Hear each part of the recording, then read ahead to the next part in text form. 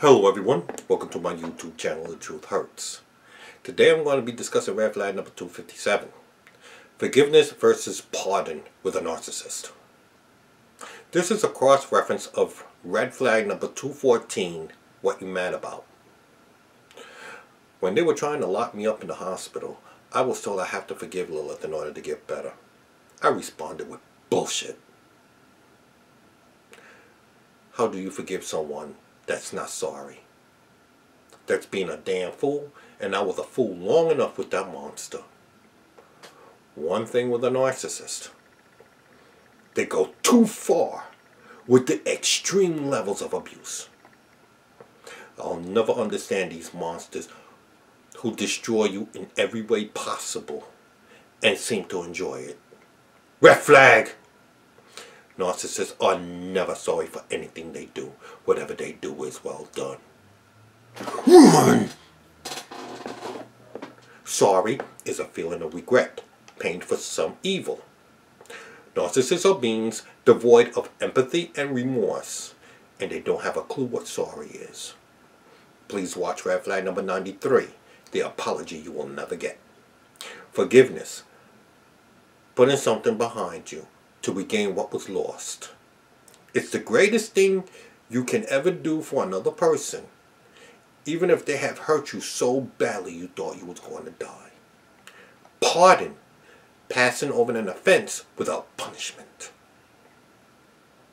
Now what I have given you is the definitions. I'm going to explain them. Many times people ask themselves, why don't I leave?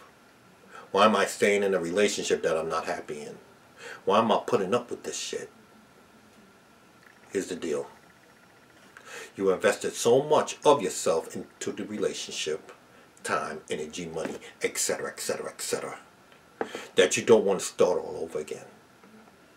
Therefore, you put up with the crap, the disrespect, the physical abuse, etc., So you try to convince yourself that you've forgiven them, but you haven't forgiven them.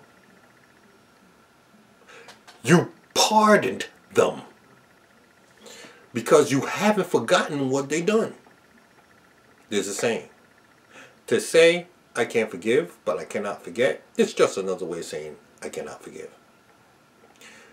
You close your eyes and you hope it would get better. Red flag! It never gets better with a knock. Run! When the narc says sorry, it's a hollow affirmation because they don't mean it. However, your good nature will make you submissive, forgiving whatever they do. And because of this, they will only see you as weak and be repulsive. And the abuse will only get worse. Prime example. Lilith says during our courtship about infidelity. And I quote, "It takes a man with a heart to cry, opposed to bashing her head in." After her infidelity later on, you lack balls, bitch. Think of a pardon as a killer doing a life sentence for killing 10 people. A nuclear bomb was planted in your state that's set to go off in 2 hours. And only that killer can disarm the bomb. The city offers the killer freedom as sentence served if he saves the city.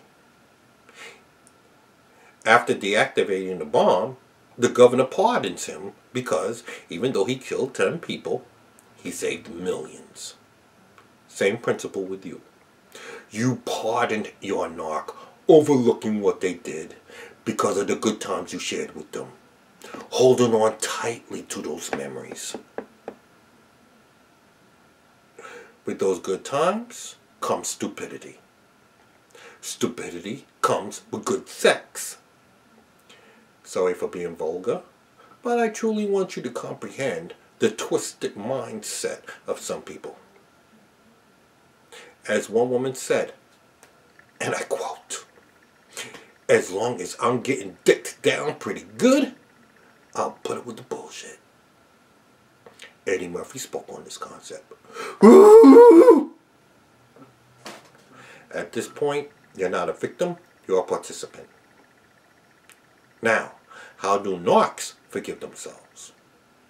They forgive themselves with inspirational quotes like, "Forgive yourself for your faults and mistakes and move on." Or Bible quotes like, "I'm only human, and humans are sinners. He who is without sin cast the first stone." As a survivor, you know damn well their deeds don't make them human, which is why they're referred to as monsters. There's a saying, the devil knows how to recite the scriptures for his own purpose. Also, narcs utilize their jobs to provide the illusions of being honorable. Lord's quoted, "I'm an upstanding nurse loved by many." When are narcs lying? When their lips are moving. If a nurse can't be compassionate with her own fiancé, how in the world can she be compassionate with patients, strangers? Another way narcs pardon themselves is by blaming you. Narcs don't take accountability. They're always an excuse for what they did. Please watch Red Flag number 111, The Lame Excuses of a Narcissist. Remember, it's not what they did, it's how they did it. Prime example. My subscriber Goldie Fawn said, and I quote, "The person they cheated with who did nothing got more respect." That's the part that really got my goat. And now he expects me to position myself to get played for a sucker again. What a freaking insult to my God-given common sense and intelligence. The freaking nerve. Please watch Red Flag number 151, Old Supply versus New Supply with a narcissist to confirm what she said. That's my best video to date, and even Lilith commented with her real profile on there. I don't think you're going to see it because I got it blocked. Lilith called me, the fiancé, whom she bet to come back twice, at 5 o'clock in the morning from another man's bed to tell me she's sleeping with someone else. And during that time, have the dude text me, she's in good hands. The blatant disrespect comes with, how? How in the world do you make a nobody more important than someone you've been with for so many years? How can you forgive someone with that heinous act such as this? Cheating is the most disgusting, hurtful, and disrespectful thing you could do to a person you claim to love. You know what's hypocritical? On social media, on the topics of cheating, Lilith's the loudest one crying men are cheaters. In my opinion, forgiving these bastards is only making a fool out of yourself and setting yourself up to accept a future distant Hoover. Because if you forgive them now, you'll consider taking them back when they come back. And they will come back. My way, I don't want nothing to do with that monster. Not now, not ever. Which includes hurting her. I don't even want an apology. Their sheer disgust works for me. Lastly, you don't need to forgive someone to get better. You just need to see them punished. Why do you think families are present within the death chambers, watching the death by lethal injection, gas, or electrocution? The death sentence is for murdering someone and providing a sense of justice. Killing the murderer isn't going to bring the deceased back, but it does make the families of the deceased feel better afterwards. Watching a killer walk away scot-free hurts more than the actual loss. If someone was to kill your child, what's the first thing you think you're going to ask? Did they get the person that killed my child? Scot-free means to completely get away with something. Implies evasion of dues one is supposed to pay. Same thing with you.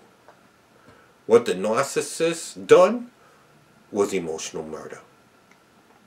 What's hurting you is knowing your narc walked away unpunished. The gas chamber is too extreme for our situation. I often fantasize how I want Lilith to die. Death by beatdown. By present boyfriend. And knowing I had something to do with it will make me feel better. I was so nice to her during the discard. She's going to get comfortable screwing over the next individual. And she's going to find out he's not as nice as I am.